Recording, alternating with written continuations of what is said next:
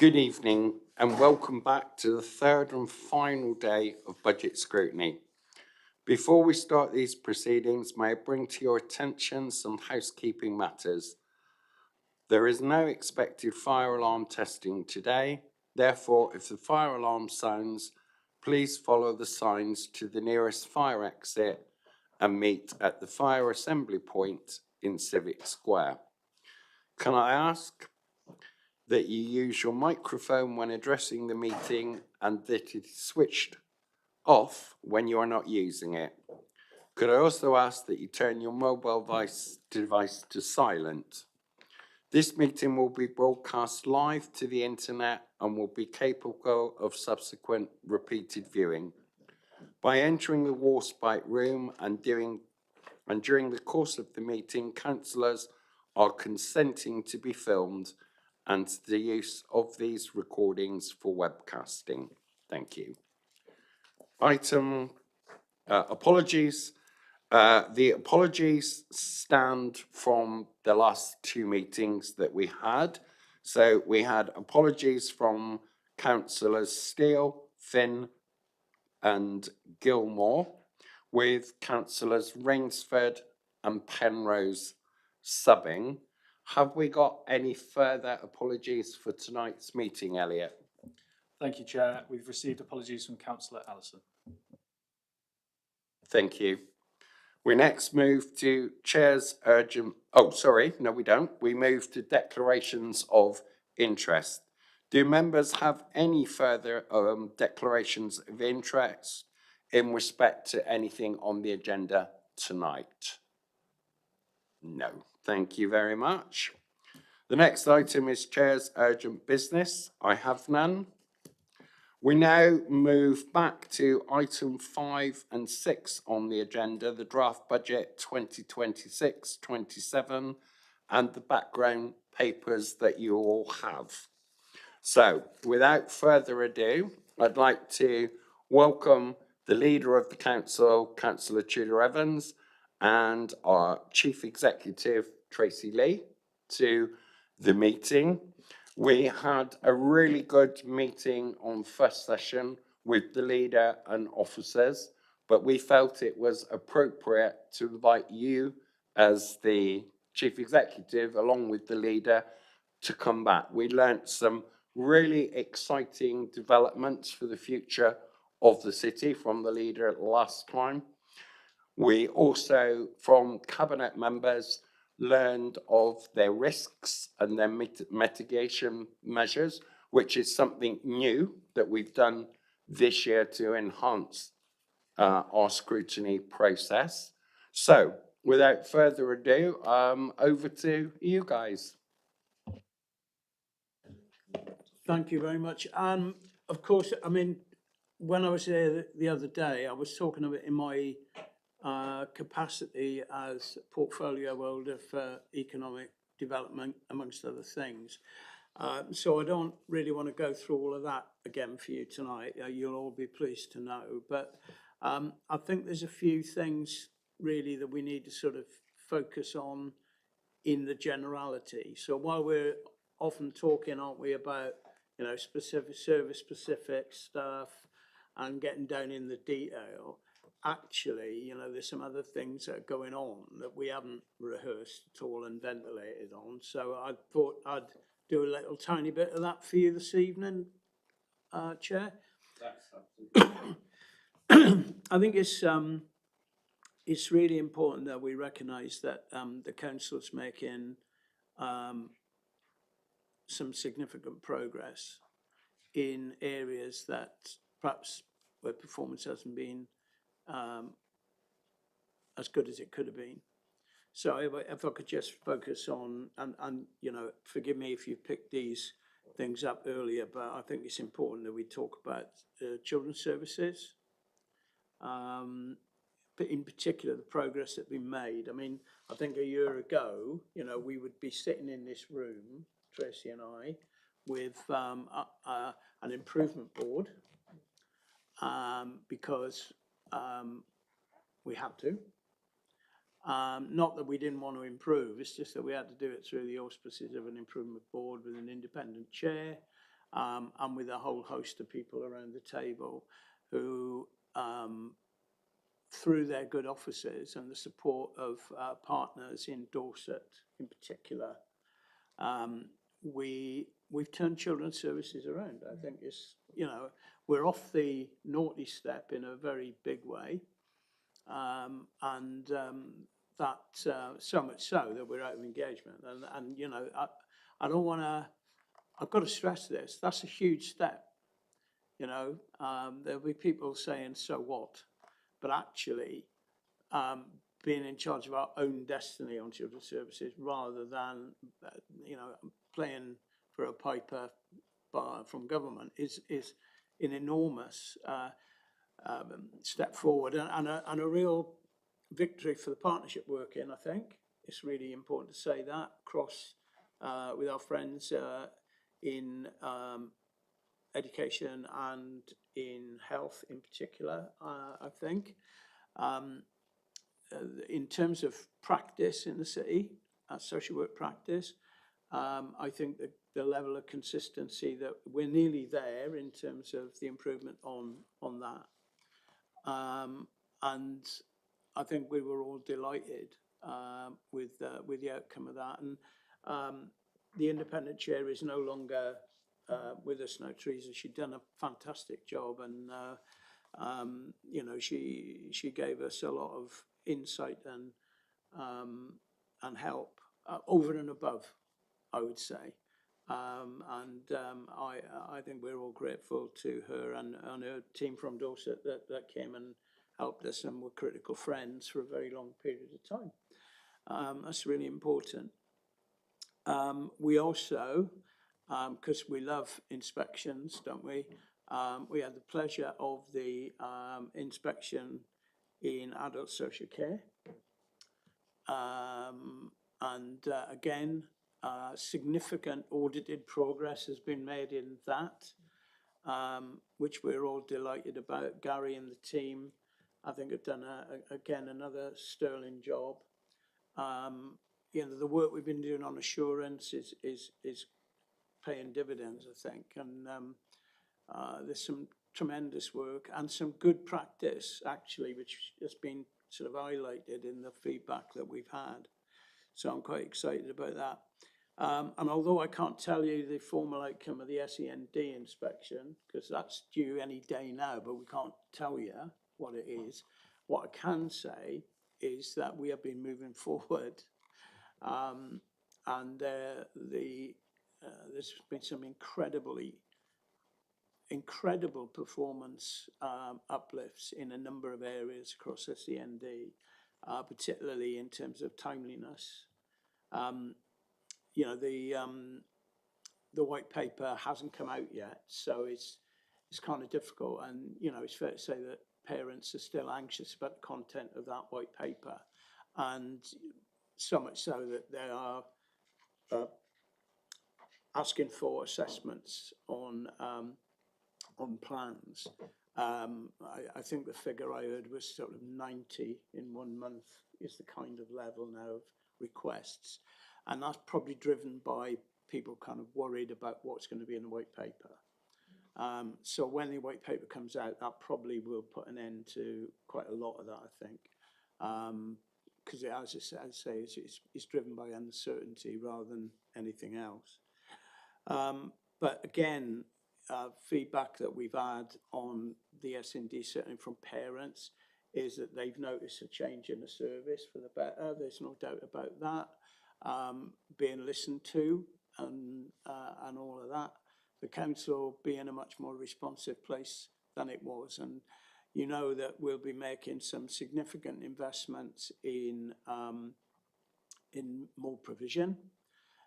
You'll notice that the government have given 200 million nationally now for training of teachers.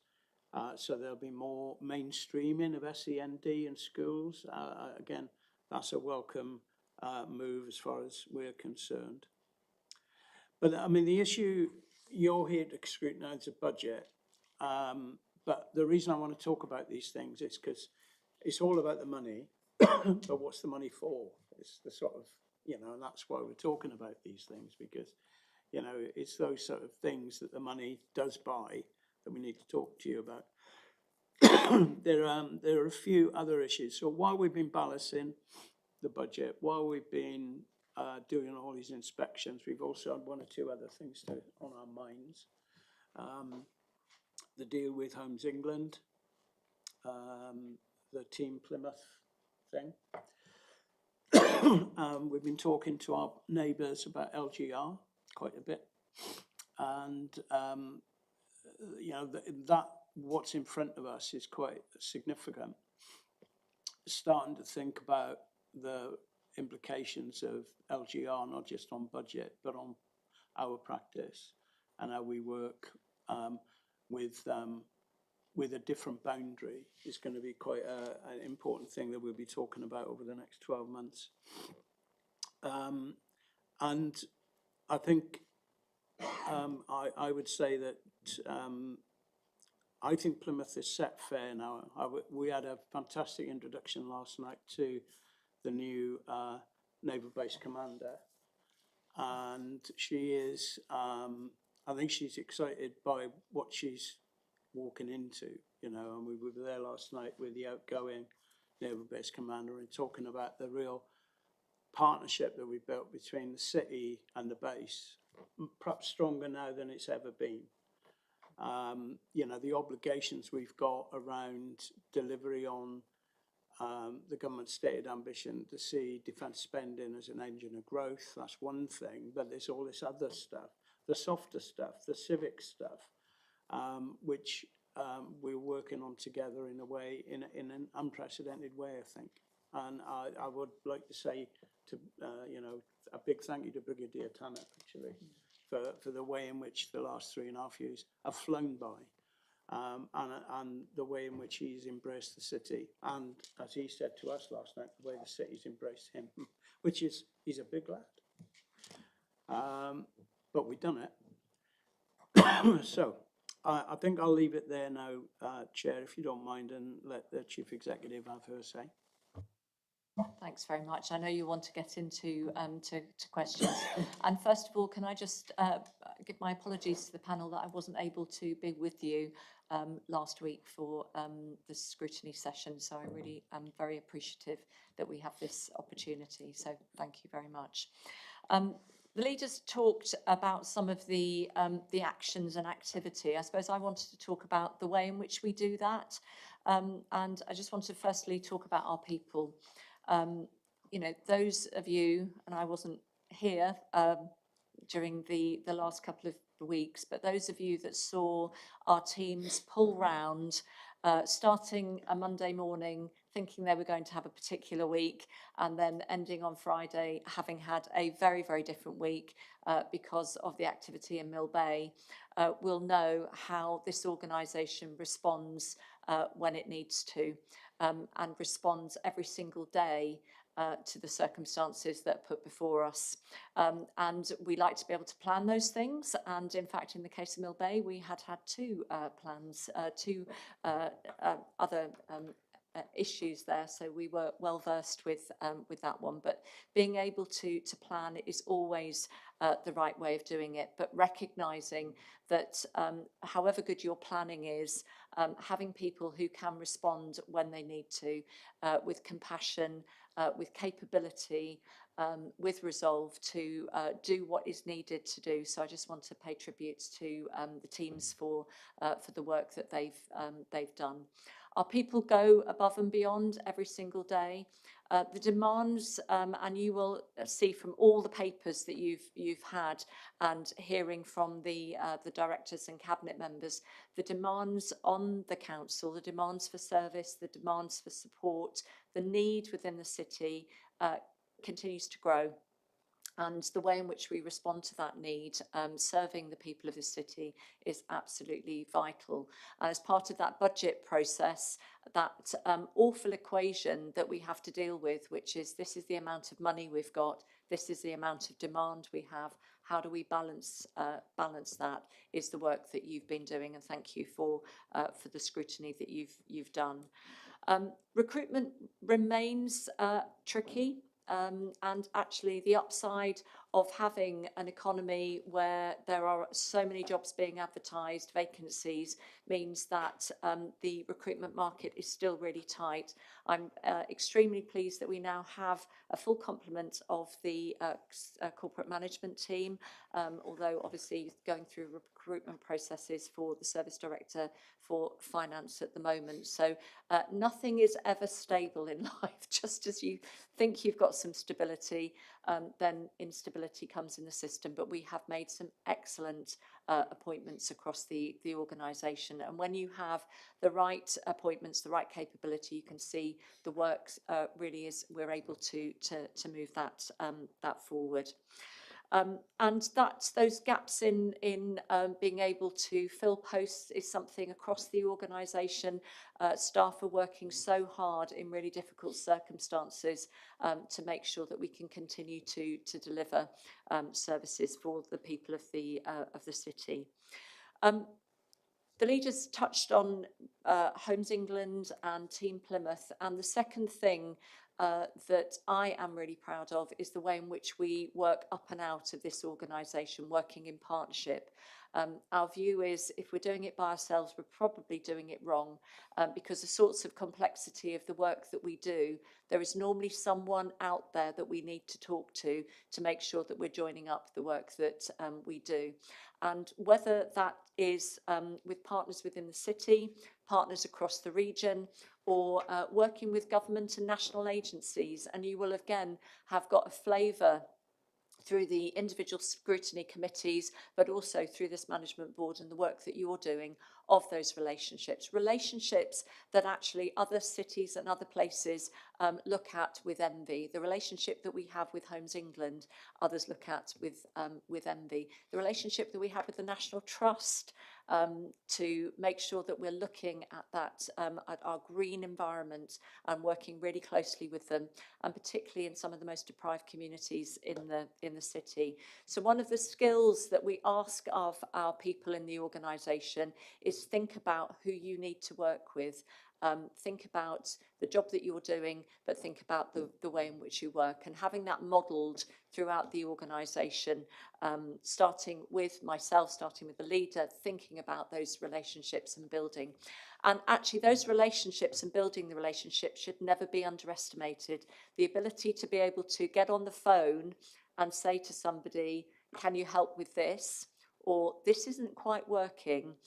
Is about the relationships that you have with the organisations. And then finally, the performance and making sure that we are every day delivering those services and the right services to people of the city. And the leaders touched on the work we've done. And I pay tribute again to the people within those services. But so much of that work is a whole city effort, and that's really important. The improvements we've made in education over the last 8 to 9 years have been through a whole city effort. And there's lots more to do in education, particularly around school attendance. But we know we're on the right track. And we had a visit a few weeks ago from the Director General for Regions in DFE, and he was incredibly impressed with the way, again, the city comes together. Our schools, our education system, our colleges, our universities, and the local authority are working to make sure that every child has the opportunity and is given the best education that can. As I say, there's lots more work to do there. And the growth agenda, and talking with partners around the city about the pride of putting in for City of Culture. All of those things that are so important to city systems and the way in which people feel. And I know that some of the Instagram feeds on the Beryl Cook, the statues that are around the city, have put a smile on people's faces on rainy days in January. So all of those things are balanced within this budget, and it is a fine balance. And the support you give us in helping to think about the areas that perhaps we haven't necessarily delved into are really important. So I look forward to the questions, look forward to your recommendations. Thank you, Tracy. I think this board would also endorse the praise on both our staff and the external agencies for the work that was done around Mill Bay. And from a ward councillor that's had two major events within my own ward, I think the council has learnt, and the dedication of our staff does shine through. So I think we would all agree on that. I'm now going to open up to questions. Councillor Ricketts. Thank you, Chair. Good to see you today. Thank you. It's been an intense couple of weeks on different panels on the council, so I thank the democratic support as well for all their efforts. Before I forget, just obviously it's been a point of conversation, hasn't it? These big figures that we talk about as a council. So we're at £936 million. Okay, I know it's complicated. It's the highest borrowing in Devon, so it is a talking point, and people don't always get to see the budget lines that we see, and they see the figures, so they ask legitimate questions. So how much of the council's borrowing is genuinely income generating, and how much of that income is left once interest and maintenance are paid? I've tried to go through the papers to get that sort of figure. Have you got a ballpark on that? So I think what we'll do is we'll ask Ollie to give you the detail there, because I haven't got that off the top of my head. What I will say to you is that there are very rigorous processes in place. You're talking about capital.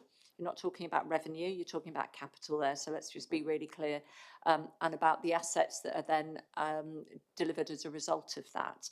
And I think it's also really important to recognise the amount, and again, Ollie will be able to give you that in a breakdown of the figures, particularly the elements, and there is a big proportion of that capital programme that is about investor save. We call it service borrowing, but services can only borrow if it makes sense for them to borrow, and they'll only borrow if it's going to make an investment and it will save money in the long term. We talk about savings. Sometimes it's not a saving in pennies, it's actually about income generation. So that's important as well. So some of the proposals which might be about energy efficiency in our buildings is an investor save. It's about reducing our energy costs. But in other cases, as you know, through the investment portfolio that we have, it is about generating income, which means that when we're looking at budget lines, we're not thinking about, more cuts to services or cutting services, because if we can generate income, that is exactly what we've said to services we want them to think about. We want them to think about being entrepreneurial and thinking about how they do that. But we can give you those figures. But Leader, I don't know if you want to say something on that. Well, at the risk of repeating my peroration at the last meeting I attended, these are, a lot of it is mortgages. The way it's been presented, it's some sort of borrowing to cover the current account, as it were, and it's not.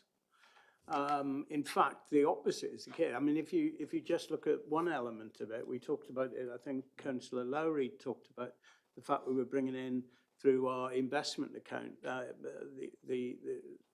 some £31 million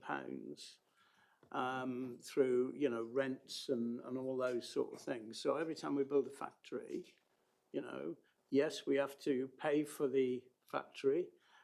We'll have got grant aid for quite a bit of it. There'll have been service borrowing, but the net result of all these investments just in that investment team is generating an annual income for us of 31 million. And it's important, what is said with this headline figure. I mean, I heard it again today. We haven't got £1 billion worth of debt. People are putting that out there for some reason, best known to themselves. But what we have got is borrowing to invest. We've also got the borrowing that previous councils have made, over many years. I mean, we're not a 5-minute wonder in the council. We are in it for the long term. And as I said to you before, the sums of money we deal with as councillors are gargantuan. And it freaks you out quite a bit when you first come on the council to see these noughts after the numbers. But we have expert advice. the council officers that advise us and the advisors from outside the council are experts in their field, and we rely on them and they deliver. So my appeal to you really is to have faith in the advice that we're getting and in the decisions that we're making. I know people want people to believe. There's a councillor who's not in the room at the moment who's been making a lot of political capital out of alleging all sorts against the council, and on a number of occasions his wild accusations have been proved to be false. Again, that's entirely politically driven. It's not fact-based whatsoever. And once again, I'm here to refute it. But we're happy. Everything we do in money is published. There's nothing hidden under the carpet. There's nothing. It has to be published. We have, at the end of every year, to balance our budget.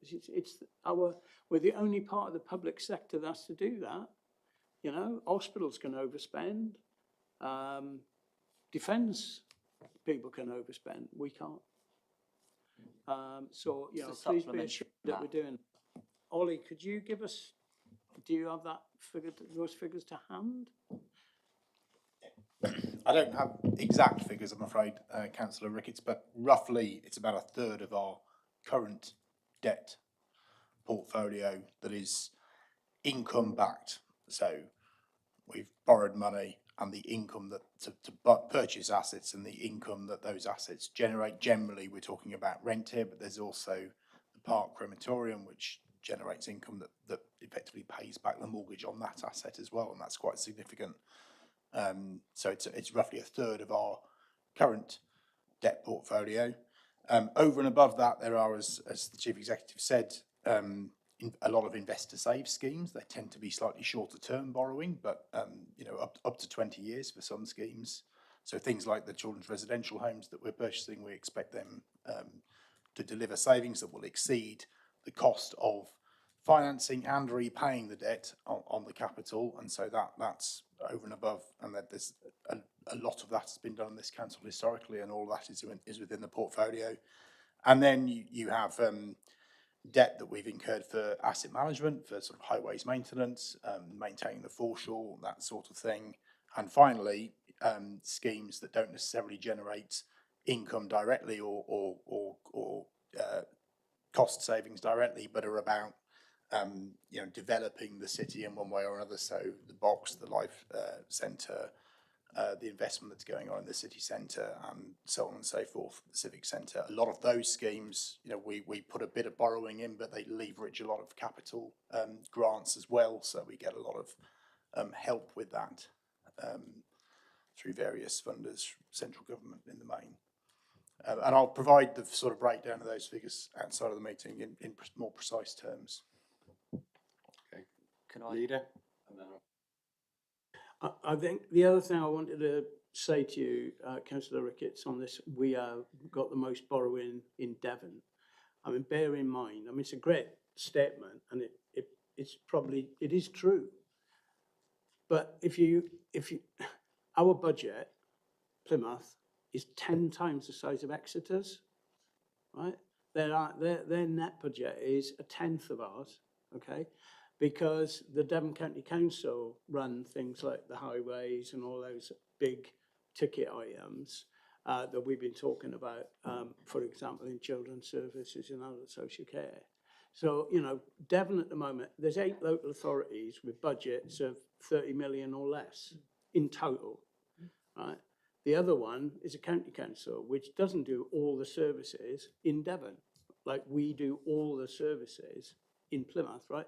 The council runs all the services. Devon doesn't run all the services.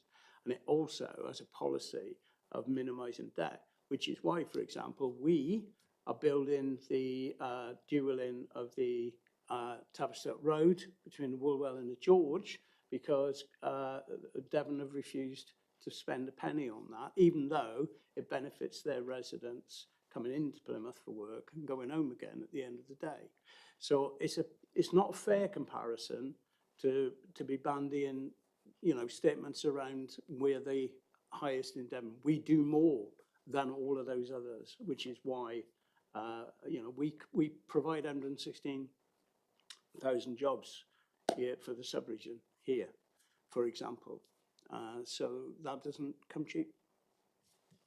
Thank you. Councillor Ricketts. Thank you. I'm trying to ask as many questions as we can. I'm conscious of time. Thank you for your extensive answers. And I'm not disagreeing completely with what you're saying. We are a huge city and we're going to spend a huge amount of money for the benefits. So I'm just outlining, there are legitimate questions that residents have to ask, and they're not all naysayers. They're just passionate about their city and see the figures that they see. We are getting to that point, though, when you look at the chart, every year we're getting up to 936 million. Very quickly, we're going to get to that cap where we just cannot borrow any more. But at the acceleration that we're going, that is something we should all should be mindful of. I mean, I know we're working on the assumption of the interest rates being 4.2%.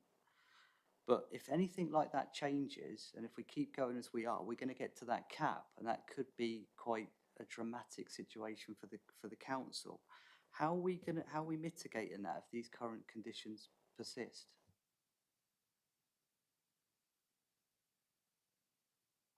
What I would do is refer you to both the Treasury Management strategy for the council and the capital strategy, because they provide what we call the guardrails for the way in which we make investment decisions across the council. So they are the key documents, and we have external advisors that will help us.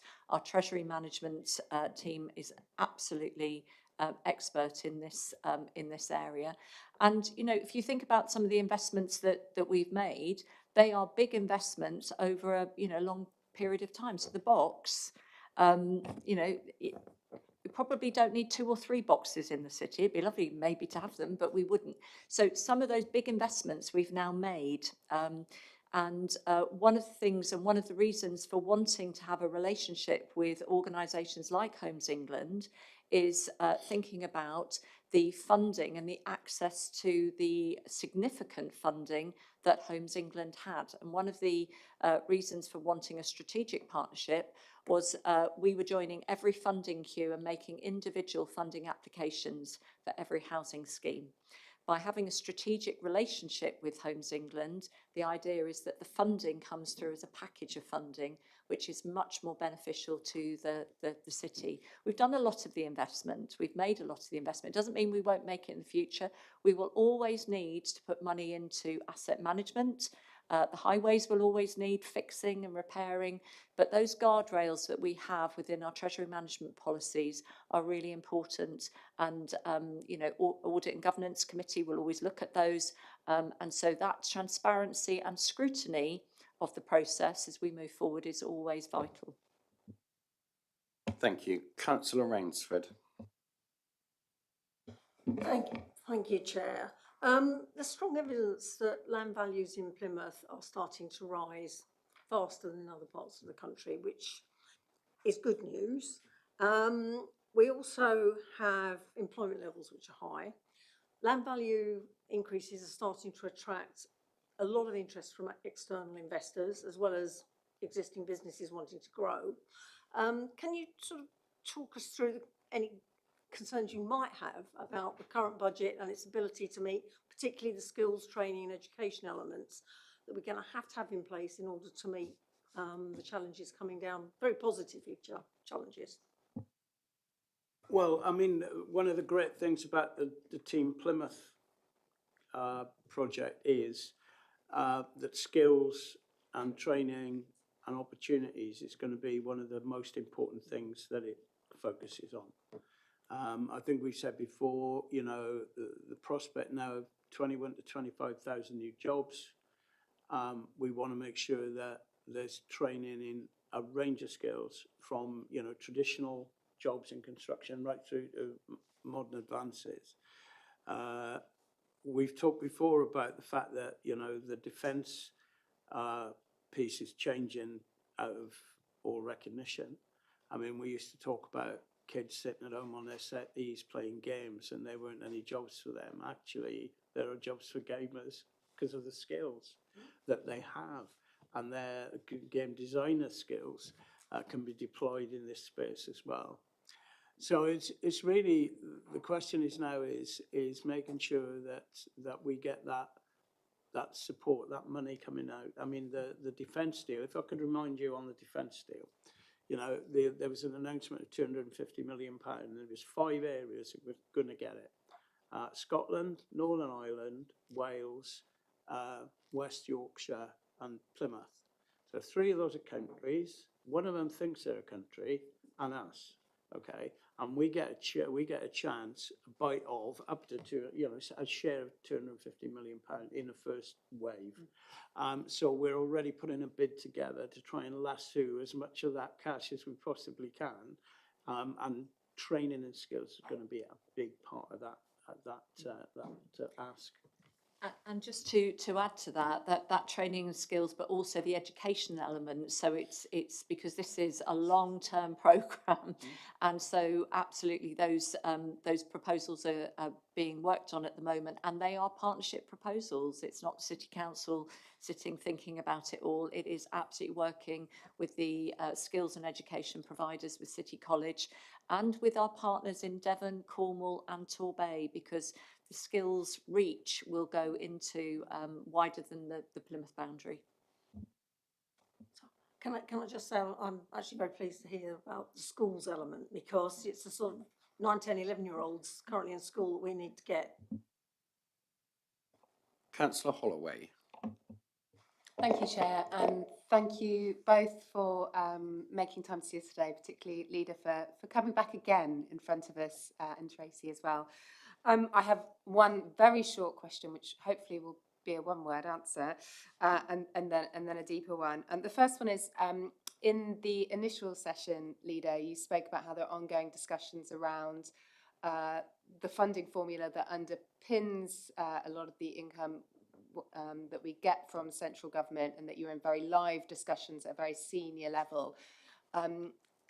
Do you have any update on that? Is there any white smoke for us that you can share with this committee today since last week? What I can say is I was in London last week, and I can't, I'm not allowed to tell you other than to say that our request was heard loud and clear. While I was in London, I was also able to talk to leaders of other councils who are having similar issues. The NNDR question that we talked about before, about that is definitely, I'm going to say this confidently now, I think there'll be some movement on that in the final settlement. But the issue on the assumptions around growth in council tax numbers, particularly around the issue of second homes, I know a number of councils elsewhere have had similar problems with the maths that was chosen by the civil servants. Now, I'm not saying I'm as confident of that, but I do know, I mean, I've said to London councils that we would get behind and support their efforts because we had similar problems. So I'm hopeful that London councils we can sail in behind their request. But we've still got a few days to go before the final settlement, haven't we? 6th or the 9th. So we are expecting the final settlement on the 9th, and we hope for good things. Excellent, thank you. And I know I probably shouldn't have asked the question prematurely, and if the answer is ish, then that's great news to hear, and we look forward to the full detail. So my supplementary is on sort of tying together a couple of themes that we heard from different sessions around where central government can play a role in reducing perhaps some of the areas where cabinet members felt there were sort of unnecessary burdens that were taken on by Plymouth as a local authority. Firstly, on the DSG, we're paying 1.6 million in interest alone this year, and there was a sort of brief discussion on several panels about whether or not some sort of financial instrument overseen by central government would help alleviate us taking up those unnecessary interest payments. And secondly, there was also a discussion on a windfall tax for private providers making exorbitant profits on children's care provision. Just, and maybe this is more of a political question than one for Tracy, but Councillor Evans, be interested to hear your views on what your cabinet members were saying to us on those two examples. Thank you. Well, on the windfall tax, again, when I was in London last week, I was talking to people about that as a device for getting some money out of the private sector and back into local government. So again, I'm hopeful that one of your recommendations to the cabinet will include a request to government for such a device. It should be easier to do that than wholesale market reform, I would imagine, but it would have the effect of bringing some money back. In terms of DSG, I mean, this is, again, not just the City Council. This City Council, it applies everywhere. And of course, we know the sums of money in Devon, for example, are enormous. And therefore, you know, all councils, particularly the ones now affected by LGR, are anxious for some certainty around this before we get into the detailed settlement discussions around that, around LGR, because that debt needs to be repatriated to government, doesn't it, before we start being given stuff that we haven't incurred. Yeah, we don't want it. We don't want it. And it is a live political discussion at the moment across party, across councils. Councillor Poyser. Thank you, Chair. Just maybe circling back to some of the investment decisions at the meeting last Wednesday, following your introduction, Councillor Evans, was a question around the PRF, which is the property regeneration portfolio, and I was just asking what the difference is between the legacy portfolio and this one. I think Oliver and David have come back and provided some detail on that, which is much welcomed, and I think given the short time frames of scrutiny, there is more information to come, I believe, but we just can't allow for it here. Just looking at the response that's been given here, it says that the PRF is overseen by quarterly governance boards chaired by the Cabinet Member for Finance. I was just wondering, excuse me, I was just wondering whether, given that the Council gets a lot of scrutiny from the public around investment, and people take headline figures, don't they, about the amount of debt we've got, how much money we have to pay off in terms of interest. Is there anything we can do in terms of, as a council, about being more open and transparent through these particular quarterly governance boards for PRF or legacy portfolios, which can allow the public to say the council's making the right decisions here, and gives them the confidence that that we're doing the right thing?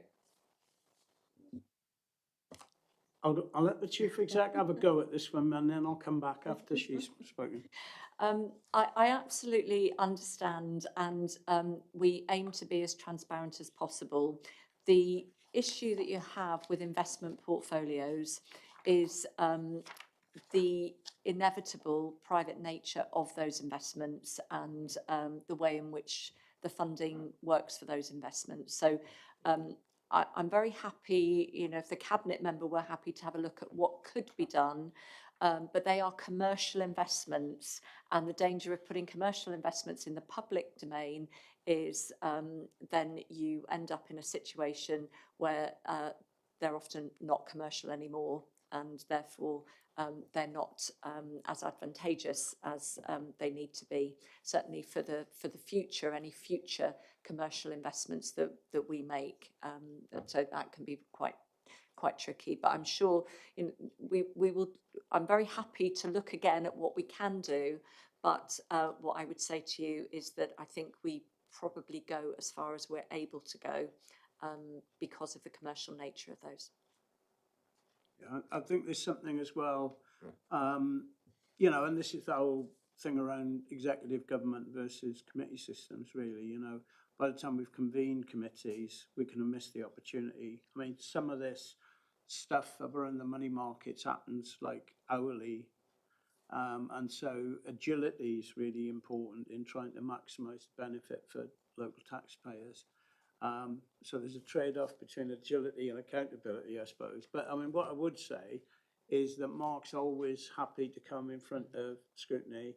I think, you know, sometimes I have to say to him that he's probably a bit too candid in here. But he's always keen to share with scrutiny as much as he can. He always has done and he always will do. Thank you, Chair. I completely understand. We can't lay everything bare in terms of certain investments, the corporate arrangements, those kind of business type arrangements that you know that are a strength to the investments that we make. We just can't lay them bare. So, but is there anything we can do though in terms of headline figures? Anything that we can do to say that gives the public more confidence, other than not specific arrangements as in deals, but anything we're doing in terms of headline figures with these two very, what seems to be, for me, in my view, two distinct parcels of investments. But there's probably more sub parcels of investments within that as well. But the granular detail isn't always necessary. So I think we regularly report through our Prudential Code indicator reporting on kind of the headline performance of the portfolio. That's a statutory requirement actually. And then in the Treasury Management Strategy, you will see a non-Treasury investment strategy. I think I've got the wording right there. That again, for all authorities that hold these kind of investments, we are required and go over and above that statutory requirement to sort of set things out. I think we're always open to feedback on what more we can do, but there is that quarterly reporting to full council with the Treasury Management indicators through our budget monitoring report and that annual sort of policy position set out. And then there's always the option for scrutiny committees to ask for more, I suppose. Steve, Councillor Ricketts, sorry. So I've got a couple of questions. Hopefully I can get them all covered off, keep the flow. We've talked a lot about growth, which is massive, very important. We're a key part of trying to stimulate growth as a council. I'm particularly worried, like the country is, with hospitality and pubs and all the pressures they're under at the moment with energy costs, business rates, VAT, minimum wage. I know there was some announcements yesterday, but that seems to have gotten even angrier because they don't feel they're going far enough. Is there anything more that we can do as a council? Any levers we can pull to help hospitality in the pubs in Plymouth? Well, I mean, we have in the past. I mean, don't forget, you know, we will always get voices in the hospitality community saying that they're in trouble. And we've always, as a council, encouraged people on an open book basis to, if they need assistance at any time, we will look at it. We have said that and we've done that quite a bit. Rate relief and various things like this. The council has a policy with charities, for example. But hospitality businesses aren't a charity case. But if they're in trouble and we can see a way that our assistance will get them through, we have in the past done that and will continue to do so. Obviously, the announcement that the Chancellor made yesterday will help a bit. It won't please everybody. But if I could remind you on the business rates, this is right sizing the business rates that were held down for a period of 5 years post-COVID. So this is bringing the business rates back to what they would have been had those things not in place. So what the Chancellor's done on hospitality for pubs is to cap that, basically, to make that easier. And there's been a lot of talk about the number of pubs that are closing under this Chancellor. I mean, if I could say 7,000, I think, pubs closed under the last Conservative government. And we didn't have the voices complaining about that we seem to have had lately.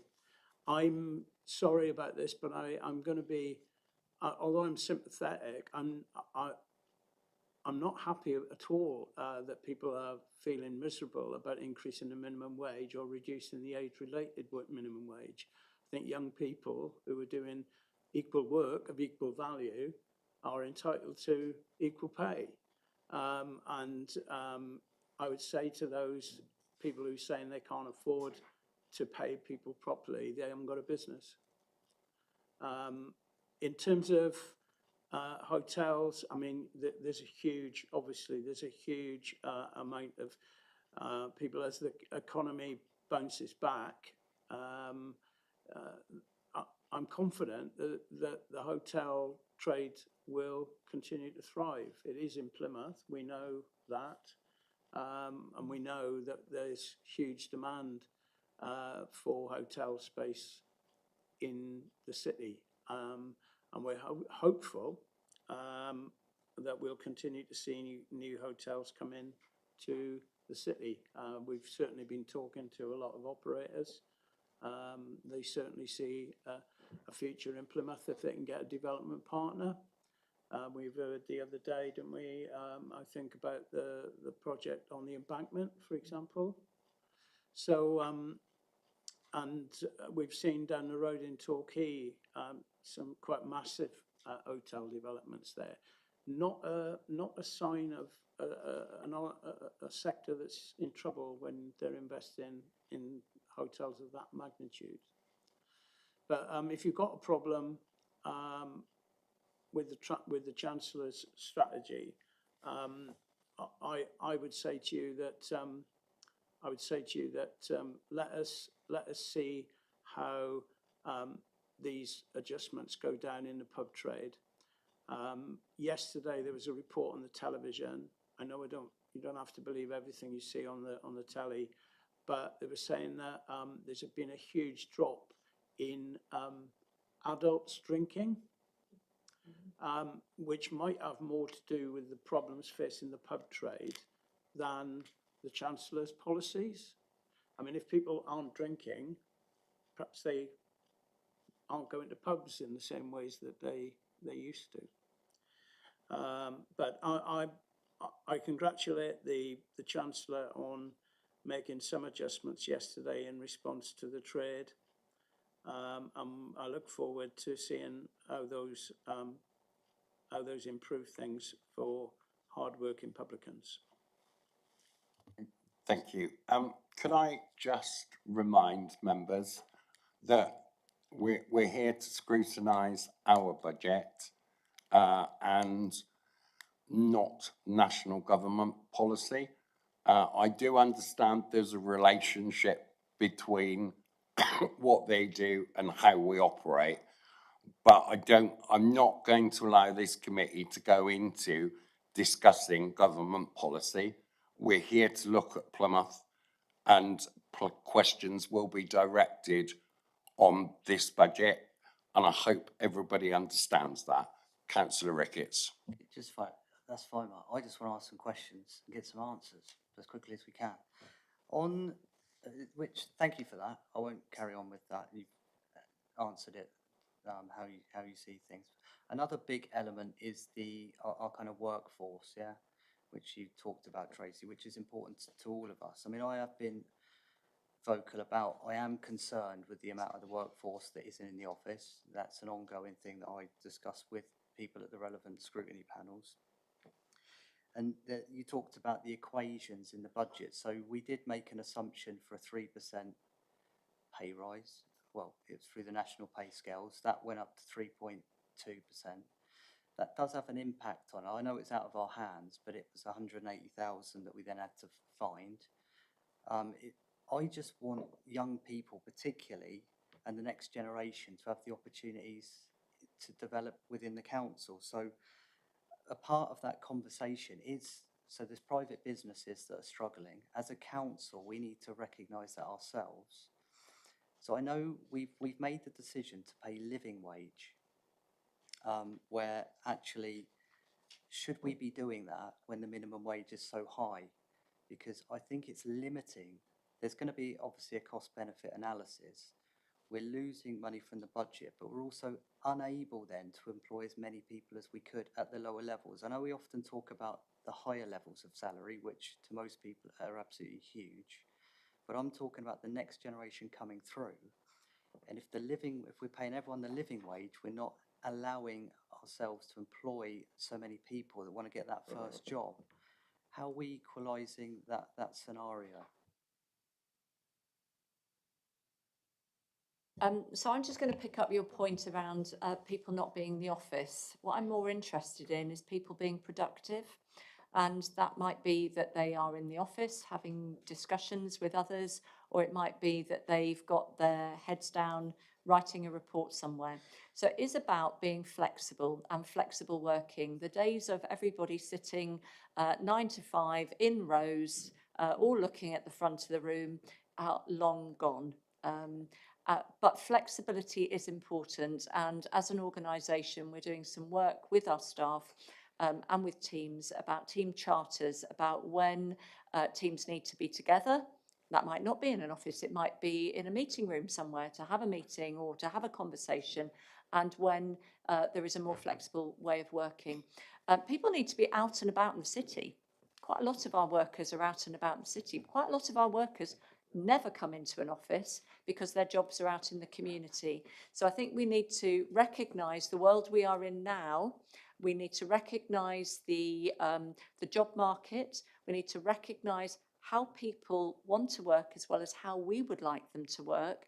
And the idea with the team charters is to make sure that we are in the right space to be a really good employer, but an employer that has employees that are absolutely the most productive they can be. And as you heard from me right at the start, I want to thank everyone in this organisation for the work that they do give in wherever they are, whether they're doing night shifts, whether they're up at 5 o'clock in the morning to get into work to empty bins, whether they're getting people out of bed and helping them, or whether they're balancing the budgets for the organisation.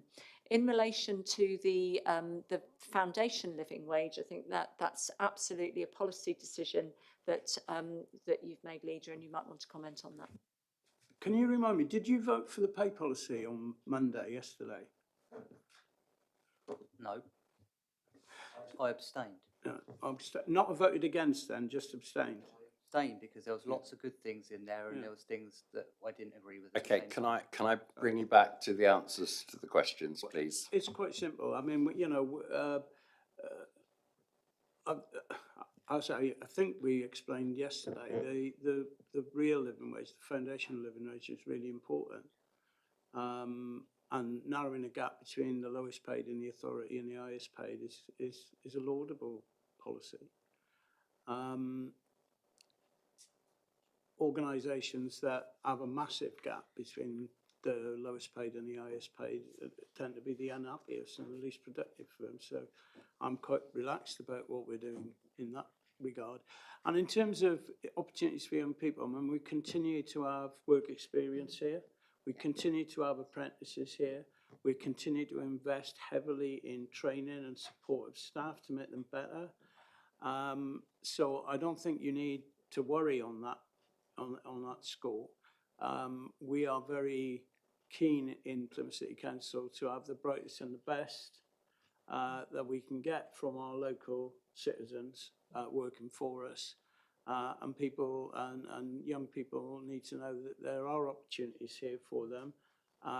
They're not restricted. We would like to hear from anybody who wants a career in public service. Thank you. Councillor Rainsford. Thank you, Chair. We've got some quite big ambitions in terms of transport within the wider region, Plymouth Metro, and a lot of the decisions for that and the budgeting for that, some of it's in this budget, future budgets, medium to long term. Have we factored in the sort of the what ifs linked to local government reorganisation? Or are we just going to wait and see what happens? Well, I mean, it's interesting you raised that issue because, I mean, I think I spoke earlier on didn't I, in this about a way in which Devon hadn't funded various projects that were of benefit to them.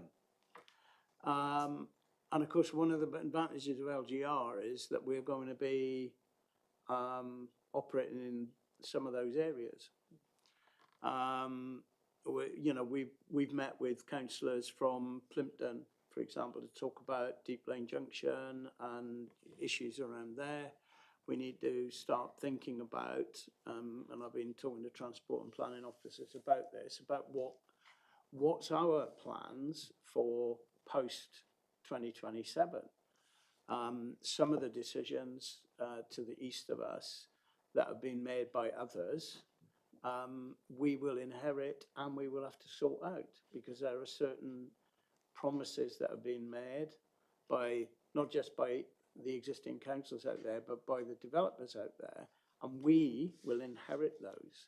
So the time to start those discussions, I would suggest, is now, not waiting till 2027 when it's dumped on us, you know. I think we're a little bit wiser than we were in 1997 when we became a unitary authority in this regard. So making sure that we've already identified some of those trailing wires and have got a plan and a route to sort them out is fundamental. We haven't got long. We could be as little as 18 months away before before it's our job. So the planning of that needs to happen now.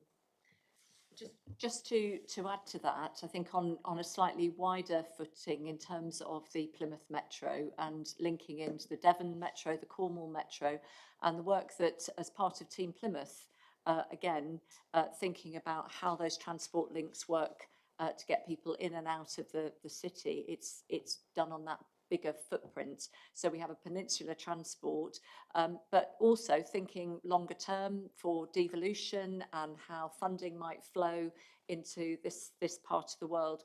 What we know is the more oven ready we can be with our schemes, the better chance we have of getting them funded, and whether that's money coming directly to us from government, or whether that's through programmes that used to, be in the case of, I'm just looking at the chair of the committee, the LEP and the transport boards, and the future iterations of those through devolution arrangements, whatever they might be. But planning now for the future is absolutely right. So the leader and I, with colleagues, saw Lord Hendy to talk about rail links, the Tavistock link, because we know in terms of rail, those figures are eye-watering, and they're not funded by councils. They are funded by government through big control periods.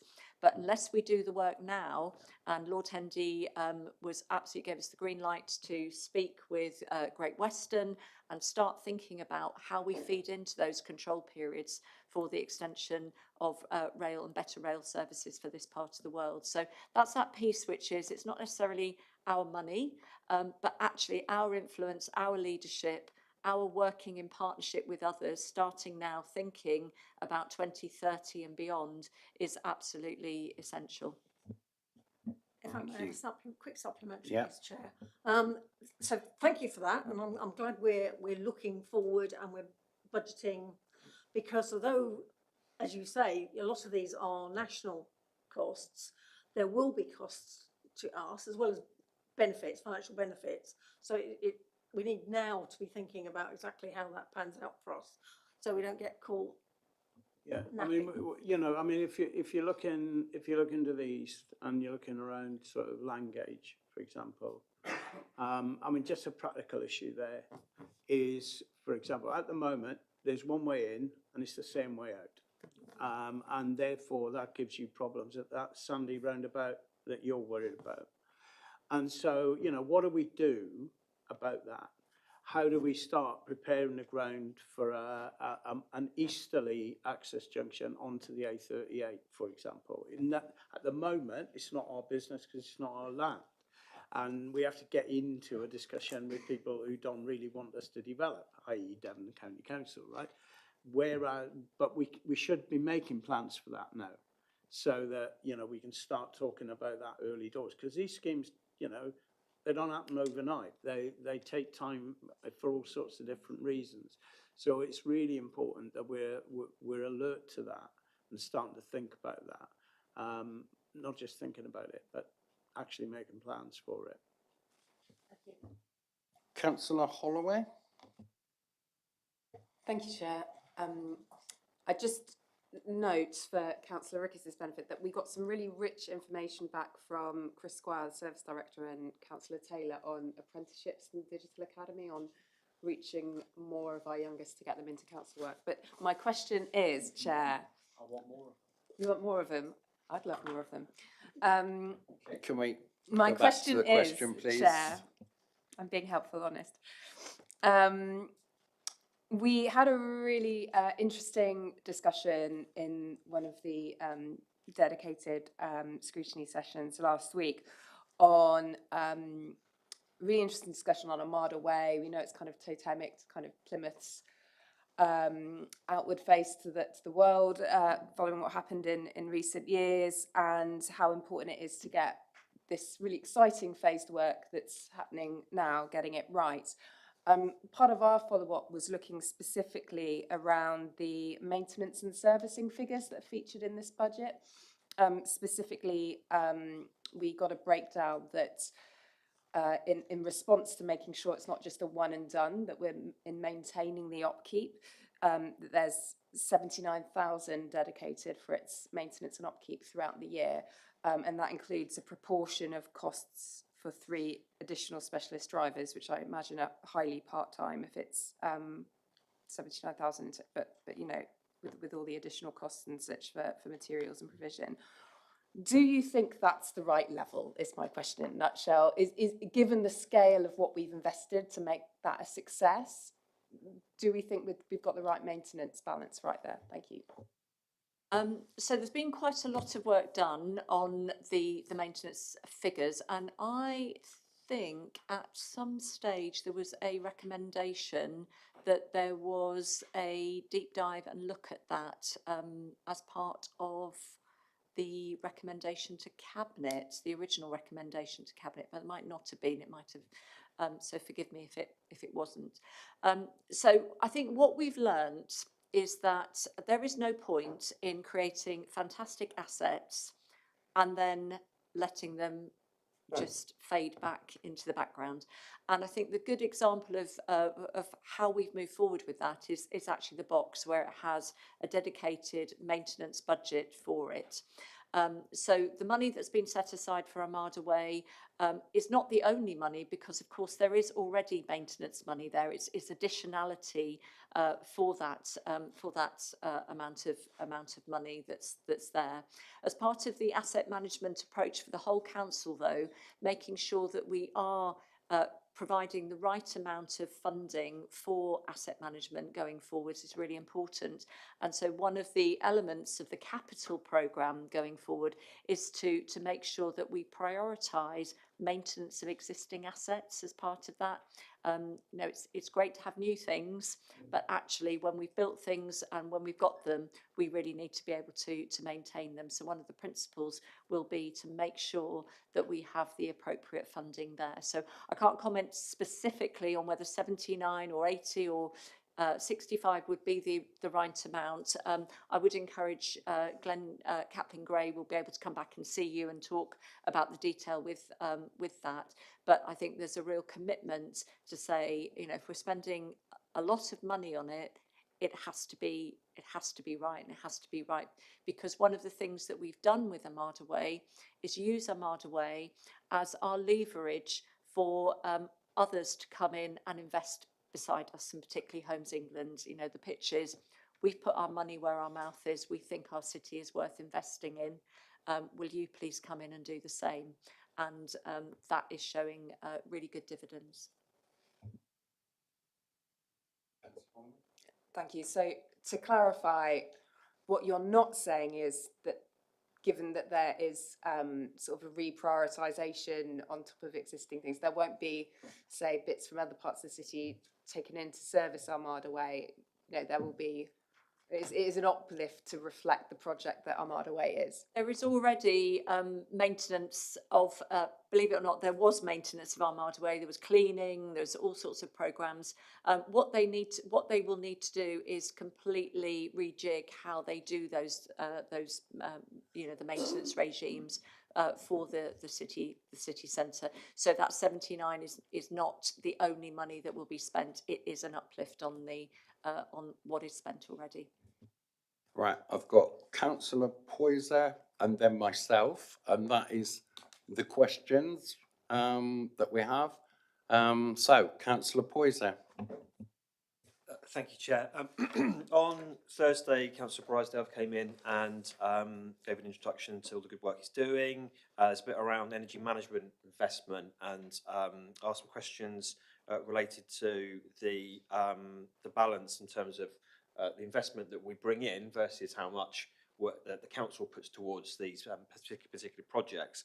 And I'll get to my point in a minute here, but we're looking at potential split of 84% capital externally we brought in through funding versus 16% internally. That seems like a good deal to me. My worry here is that we're not shouting from the rooftops enough about the benefits that these projects are making.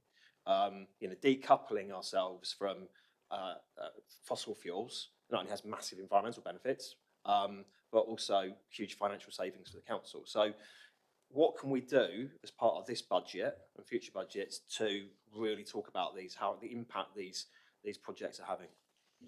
I think that's a really good point. What I'm going to do is say to Tom Brydesdale that he needs to show even loader than he does. But I have to say that Tom is always putting out social media about what we're doing, whether it's planting forests or whether it's investing in solar or energy conservation. I mean, the heat networks, the district heat network that's coming in, that's going to be like an incredible boon for business in the city centre. Some really exciting stuff, and our team are really quite exceptionally good at harvesting money for innovative stuff in the field of net zero. But anything you can do to stand with Tom and big it up, we'd be absolutely bite your hand off about that, because, as we've seen from the storms we've been having this winter, climate change is real. And whilst, we can't solve climate change just by Britain alone, everybody has to do their bit. The Prime Minister's in China at the moment, and I know everybody keeps going on about China burning coal, but actually they're the largest producers of wind energy in the world. So, they're trying their best to make that transition to net zero. Bit faster would be great, but we're up here with that. So yeah, and I think the team that we have been remarkably successful in bringing external funding in, and more power at their elbow. We keep encouraging them in that direction. Thank you. And the final question comes from me. We talked a lot to the leader, chief executive, and cabinet members about what keeps them up at night, what is their challenge, or what is there's not one challenge, but what is the three challenges? So my question to you is, what keeps you up at night, and what is your worry and your concerns for the next financial year? So I think, if I'm honest, and it sounds like I'm rehearsing this, if you look at the risk register for this council, that's what keeps me up at night, because if other things kept me up at night, then the risk register would be pointless. So actually making sure we are financially sustainable whilst delivering really good quality services. Cyber security, I cannot emphasise enough how important it is and how it is everybody's job in this organisation to keep us secure. because, you know, the number of times that our system, somebody tries to get into the system, sometimes, you know, I'll be phoned by our digital people and then they'll say, we are under sustained attack on our digital systems. And, you know, we are not the only council, and we have seen the impact that has. And then, you know, those pressures of demand in our system, being able to make sure that we've got the right staff to do the right job at the right time, are the, you know, the key pressures and the key issues. You know, I do believe that the risk register is the right risks. We've done a piece of work in the last few months to really revamp that and make sure that they are the really key strategic risks. And we spent a lot of time as a corporate management team looking at those. So they are the ones for me. Okay, thank you. And we've got that as well. And we've been questioning that throughout the 2 days.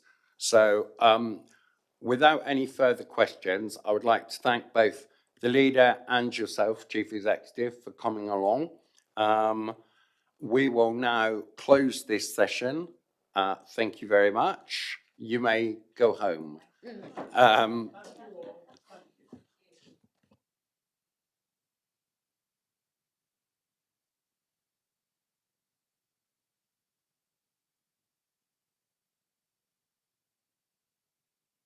So what I believe we do now is the normality of closing this part of the meeting, where we will then discuss recommendations that have already been worked upon and sent around.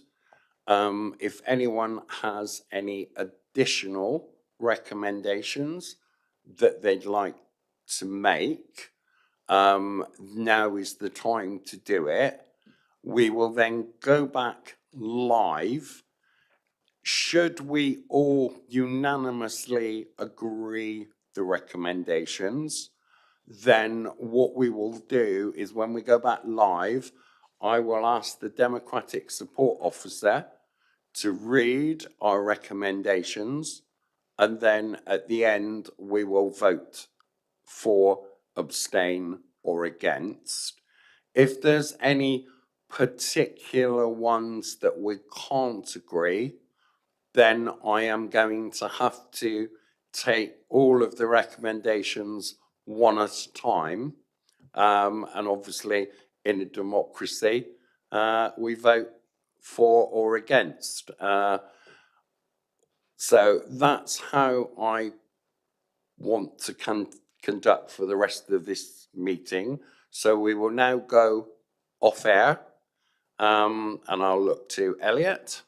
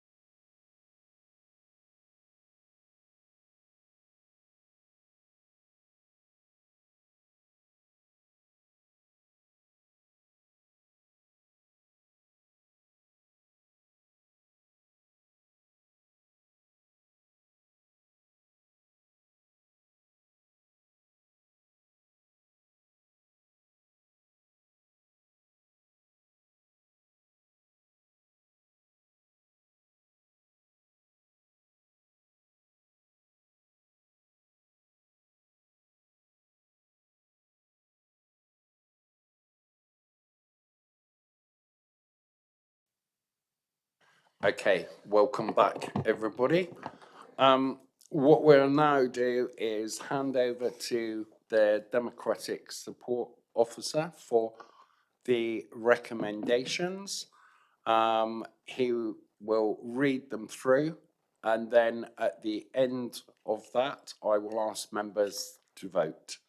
So over to Jamie. Thank you, Chair. So starting with recommendation 1 on fostering recruitment effectiveness, our recommendation is that the Cabinet Member for Children's Social Care, Culture, Communications and the Deputy Leader reports to the Children, Young People and Family Scrutiny Panel by July 2026 on foster care recruitment effectiveness, including geographic and demographic targeting strategies, cost per recruitment analysis, assessment of whether additional investments in recruitment campaigns, retention support or enhanced allowances would accelerate foster carer numbers and deliver greater savings. Barriers to recruitment and potential solutions require additional resource. The rationale behind that is noting independent sector residential costs are up 25k per week. Foster care. Jamie, sorry, Councillor, sorry, Chair. I'm just trying to be helpful. Could it be that we just read out the titles of each recommendation and then the detail will be publicly available? I mean, Yeah, I would just trying to be like helpful. to do that, but unfortunately, where we've got some additional information that I need to put that into the recommendation, and I need to get members to agree. Okay, so I'll carry on with the rationale. So understanding recruitment effectiveness and cost per recruitment will inform whether additional investment in foster care and recruitment would deliver savings through reduced reliance on expensive residential placements, representing an invest for save opportunity for reducing children's service placement budget pressures.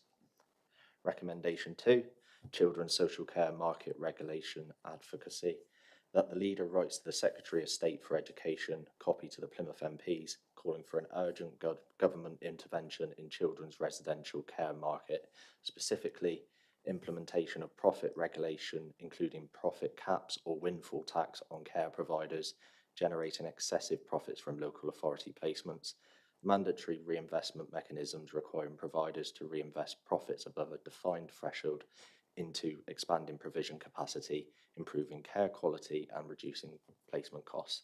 Pricing transparency requirements for care providers to publish profit margins, executive pay and cost breakdowns, with a report provided to Scrutiny on any government response. Rationale, children's social care faces significant additional costs driven by market failure. Plymouth is paying up to 25k a week for a single unregistered placements and 0.5 million annually on independent special schools. Market regulation and mandatory profit reinvestment could significantly reduce placement costs and improve value for money, directly impacting budget sustainability. Recommendation 3, DSG deficit. The Cabinet writes to the Secretary of State for Education, copy to Plymouth MP, setting out Plymouth DSG deficit position, the requirement for 396 specialist places, evidence of mitigation efforts and requesting clarity on government support arrangements before the budget setting February 2026, including timely finalisation and publication of the SEND White Paper.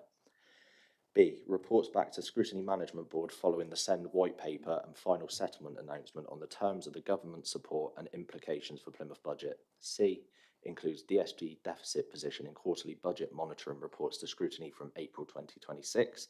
And D, requests that DSG deficit interest payments are held by national government and not a liability on local authorities. No Audit and Governance Committee maintains oversight of financial control frameworks and risk management related to DSG deficit. Rationale, the DSG deficit is a financial risk to Plymouth's medium-term financial plan. Budget assumptions are based on pre-final settlement information and could change materially.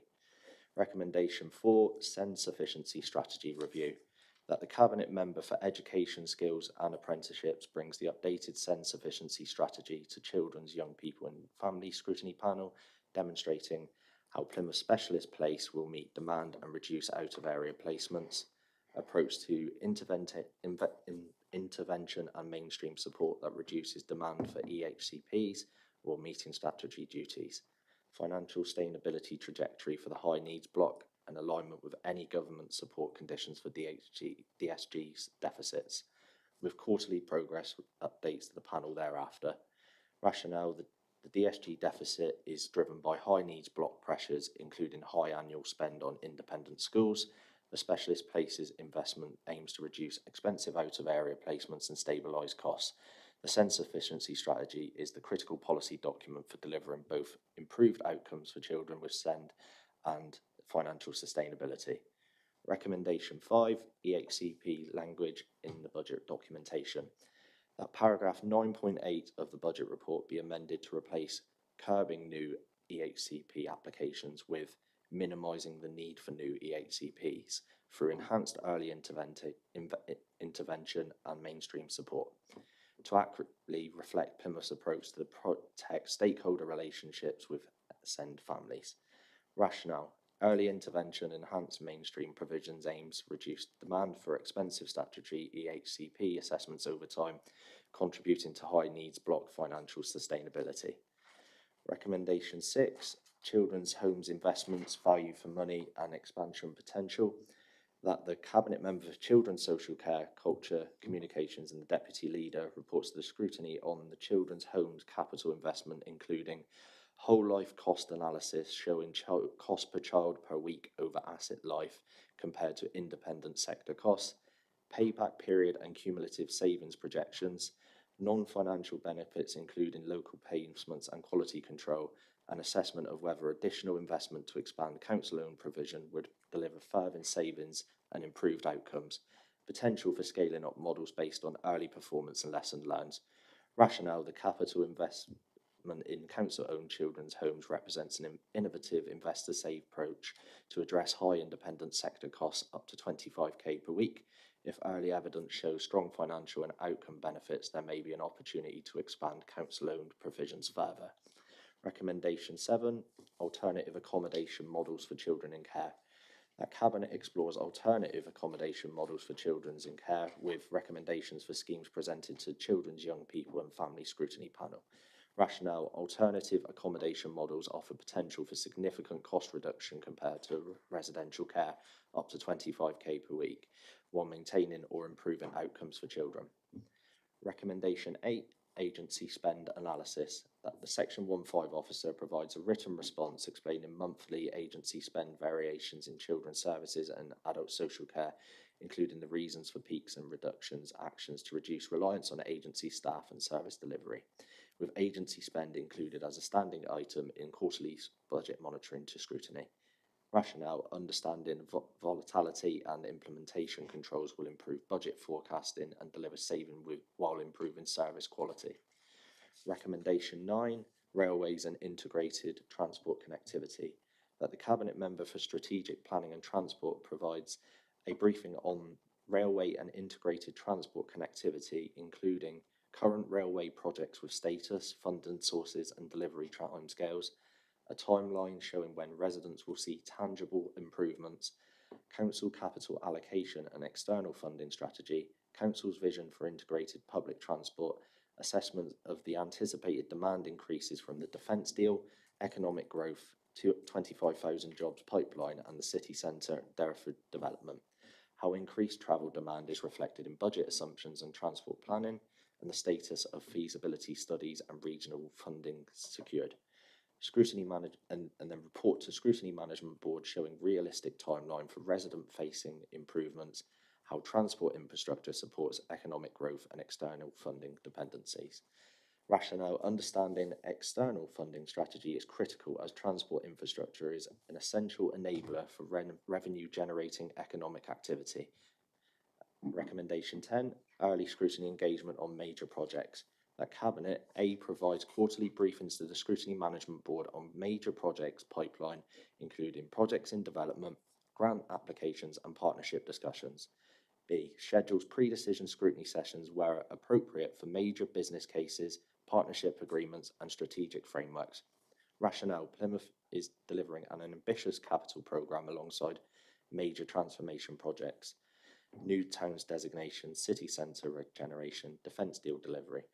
Pre-decision scrutiny on major capital commitments helps identify risks and opportunity before decisions are locked in, ensuring value for money and deliverability. Recommendation 11, corporate asset management strategy. That Cabinet brings a comprehensive asset management strategy to Scrutiny Management Board, including a strategic framework for asset retention, disposal or repurposing aligned with corporate plan priorities such as housing, children's homes, supported accommodation and community facilities, with investment priorities for the retained estate including backlog maintenance and statutory compliance. B, with quarterly progress reporting from July 2026 on disposals, repurposing, FM cost reductions, energy saving and compliance improvements, noting Audit and Governance Committee maintains oversight of asset accounting and capital receipts treatments. Rationale is the corporate estate presents both financial pressures and opportunities. FM capacity challenges and ageing estate creates compliance risk requiring investment. However, strategic asset management offers both multiple financial benefits. Recommendation 12, NHS Integrated Care Board Funding Assurance. The Cabinet seeks written confirmation from the Integrated Care Board by February 26 of the 800k NHS Fair Shares funding commitment for 26-27 and advocates for multi-year funding settlement to provide stability for VCSE sector planning with contingency arrangements if funding is reduced or withdrawn, including review of VCSE contracts to manage potential redundancy risks.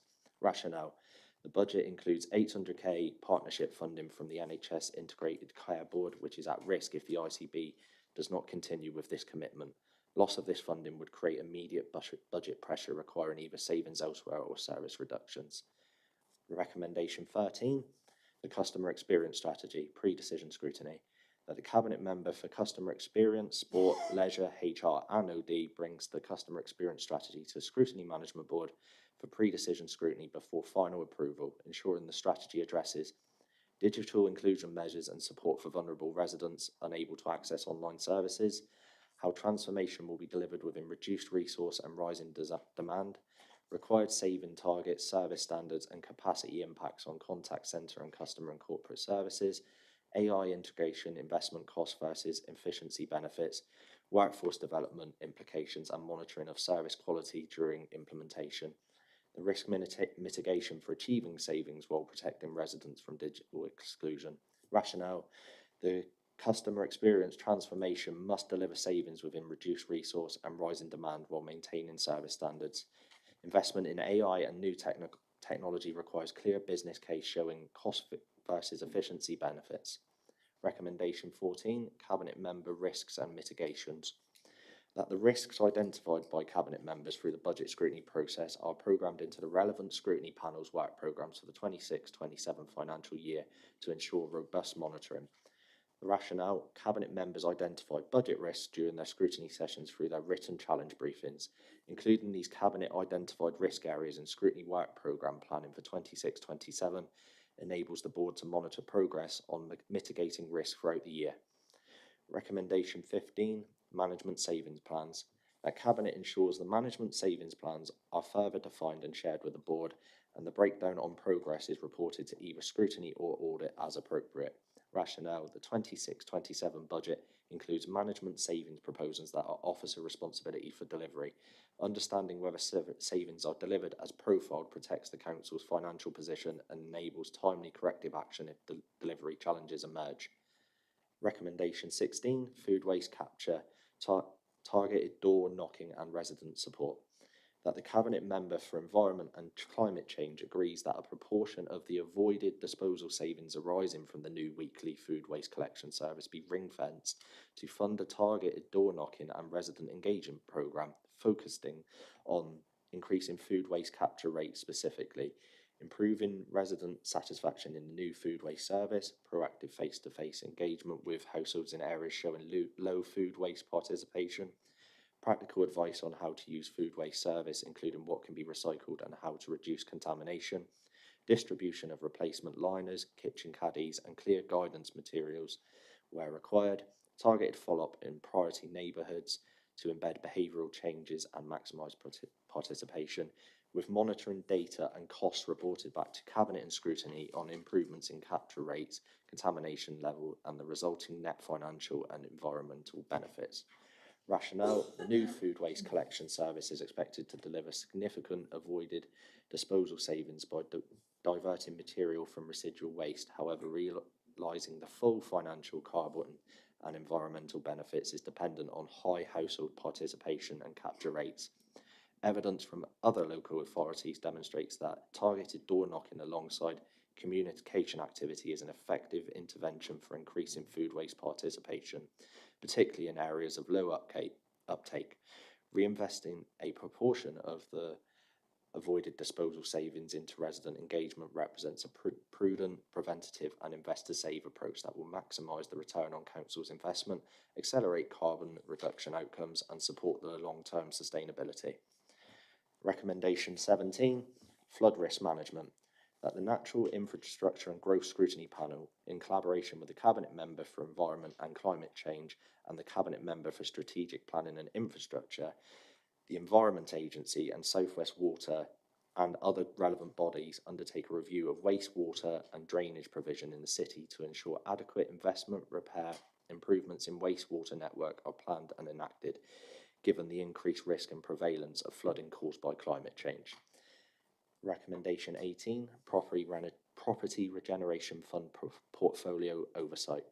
That the Cabinet Member for Finance brings a comprehensive briefing on the Property Regeneration Fund portfolio to Scrutiny Management Board with a plan to enable ongoing oversight and appropriate public transparency of this significant income generating portfolio. Recommendation 19, the final settlement budget impact reporting.